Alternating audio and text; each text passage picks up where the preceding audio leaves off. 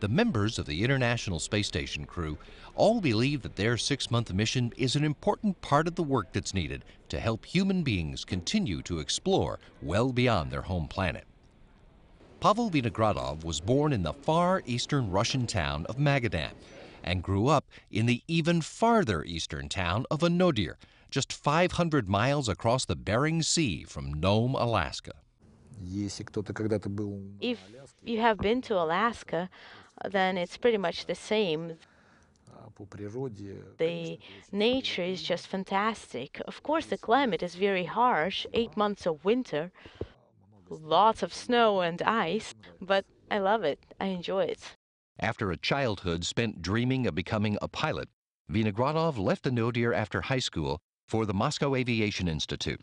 He earned a degree in rocket booster design, then taught and did research at the institute while earning a second degree in computer systems and systems analysis. Vinogradov joined the design bureau of the Rocket Space Corporation Energia in 1983 and worked on the Mir space station, the Buran shuttle, and other Energia vehicles before being selected to Energia's Cosmonaut Corps in 1992. He logged 198 days in space as the board engineer on Mir 24 and made 5 spacewalks to repair Mir after a Progress freighter punched a hole in it in the summer of 1997. He made one more spacewalk in 2006 as commander of the International Space Station's Expedition 13, a 183-day mission that restored the station's crew complement to 3. He believes today's space exploration efforts bear comparison to the sea voyages of the great explorers in the Age of Discovery. People who were exploring the Earth did not know that they will discover America in 4 months, for example. The risks were great. But I have no doubt that, likewise, we, as those explorers, we need to explore space. Retired Russian Air Force Lieutenant Colonel Alexander Misurkin is a product of Western Russia, born in Yurchikhin in the Smolensk region and raised a couple of hundred miles away in Oryol. He calls his childhood a typical one and says even as a young boy, he wanted to go places no one had been to before. I wanted and decided to be a cosmonaut when I was a little boy. When I was a 13 years old guy, I went to the aviation club. There I made parachute jumping. There I was flying on gliders. Becoming a pilot was next on his list. After school in Oryol, Misurkin went to the Kasha High Air Force Pilot School in Volgograd, then finished his pilot training at the Armavir Military Aviation Institute in Krasnodar in southern Russia. He spent the next 7 years in the Russian Air Force as a pilot instructor at the Krasnodar Military Aviation Institute before being selected as a cosmonaut in 2006. Misurkin shares the philosophical view of the Russian rocket science pioneer Konstantin Tsiolkovsky, who believed that Earth is the cradle of humanity, but that mankind can't stay in the cradle forever.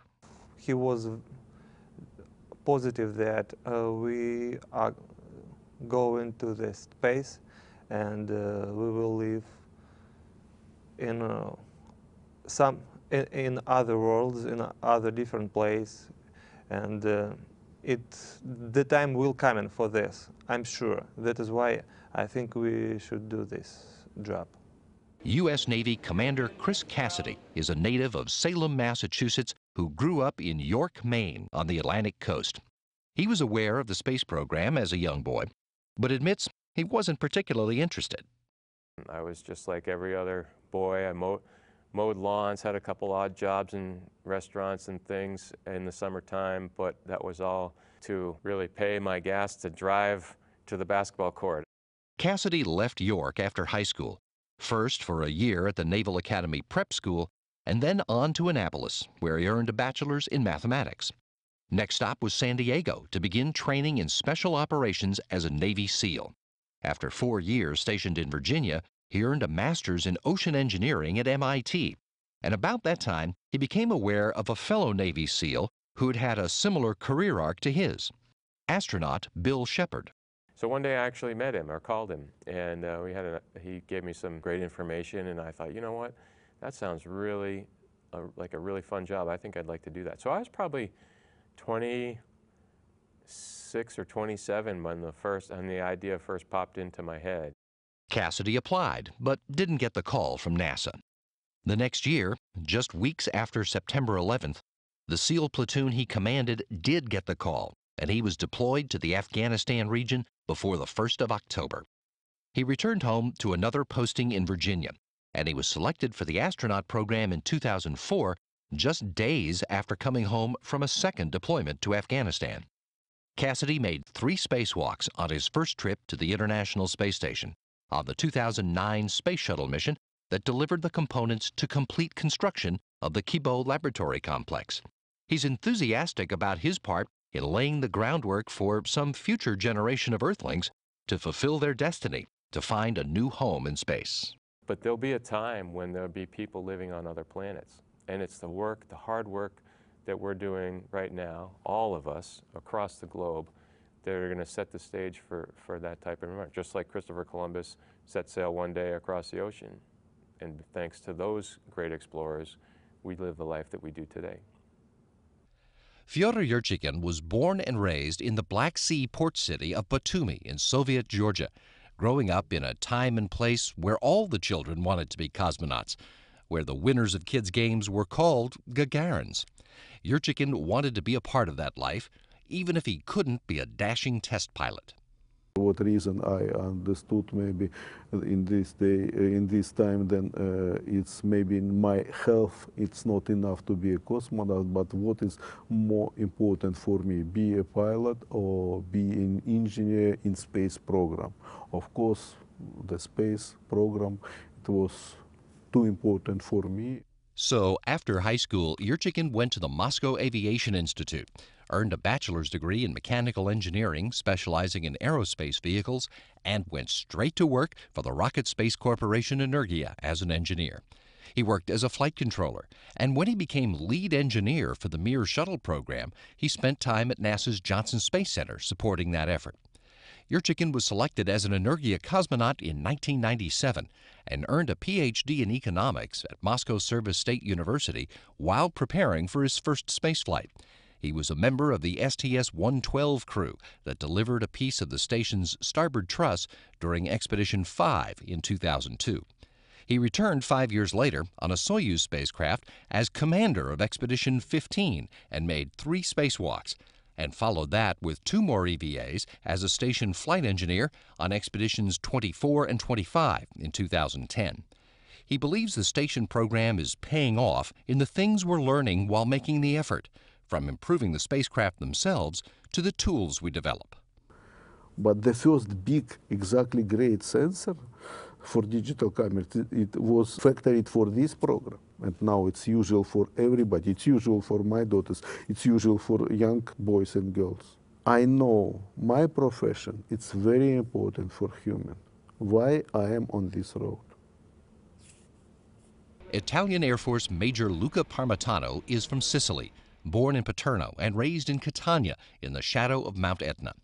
Although he was very young when he saw the first space shuttles fly on television, he was captivated by the idea of what those images represented. So I remember seeing the first astronauts floating around the space shuttle doing their job.